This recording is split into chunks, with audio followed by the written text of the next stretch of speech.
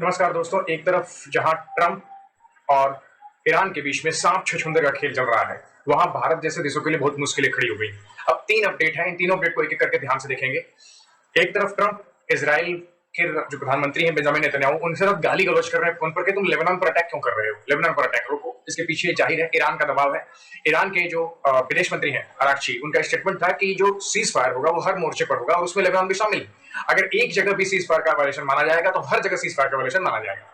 इससे बढ़कर के ट्रंप ने नेतन्याहू को सुना दिया। ठीक है, नेतन्याहू माने फिर पलट गए।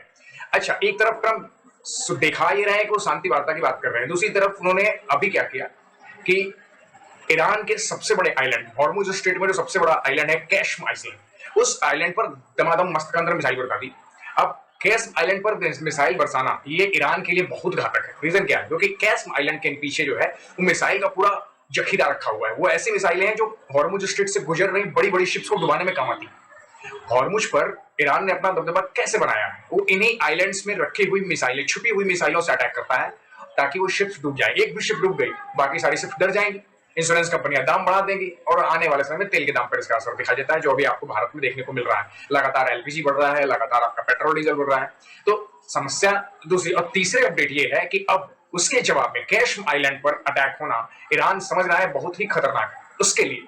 तो ईरान ने भी जवाब दिया। अब ईरान अमेरिका तक तो मारेगा नहीं, वो फिर से उन्हीं खाड़ी कंट्रीज को निशाना बनाएगा जो यूएस के बहुत अच्छे दोस्त हैं, जिनमें पहला है कुवैत, दूसरा है बहरीन।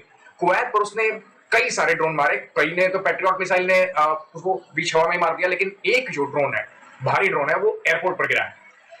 कुवैत एयरपोर्ट पर हमला हुआ, पूरा धुआं धुआं चारों तरफ, और उसमें बताया जा रहा है, भारतीय दूतावास की तरफ से स्टेटमेंट है, एक भारतीय की मौत हुई। दोस्तों, पेट्रोल डीजल में दाम बढ़ने से हम लोग दिन प्रतिदिन परेशान हो ही रहे हैं, ठीक है। और अब ये जो डायरेक्ट या इनडायरेक्टली जो हो रहे हैं किलिंग्स है, इससे भी हमें बहुत ज्यादा दुख है। अब बहरीन के 6th फ्लीट जो है, जो पूरी तरह से सेंटकॉम को कंट्रोल करने का काम करती है, हॉर्मुज को कंट्रोल करने का काम करती है, उस सेंटकॉम की 6th फ्लीट पर ईरान ने अटैक किया कि किसी तरीके से उसको नुकसान पहुंचाया जाए। अब कितना नुकसान हुआ इसके लिए यूएस ने कोई स्टेटमेंट नहीं जारी किया, लेकिन ईरान की स्टेटमेंट है और दिखा भी है कि कुवैत के एयरपोर्ट पर जबरदस्त धमाका हुआ है। अब आने वाले समय में क्या है, देखिए, पूरी तरह से सांप नेवले का खेल हो चुका है, कभी इधर से कभी उधर से। ट्रंप जैसे दोगला आदमी जब बीच में बैठा हुआ है तो उसका कुछ नहीं, क्योंकि ऐसा नहीं कि वो चालाक है कि उनके दिखाने के दांत कुछ और है, खाने के दांत कुछ और है, बिल्कुल नहीं। उन्हें पता ही नहीं है कि कब क्या करना है। उन्हें जो कुछ एक काम से कहता है वो दूसरे काम से निकाल देते हैं, और दूसरा कुछ अगर कुछ कहता है उस पर परफॉर्म कर देते हैं। तो दिन प्रतिदिन नहीं, घंटे पर घंटे इनकी फॉरेन पॉलिसी बदलती है। अब मामला खटाई में पड़ चुका है, अटैक फिर शुरू हो गए हैं, हॉर्मुज स्ट्रेट फिर से बंद हो गया। क्या होगा ईश्वर मालिक।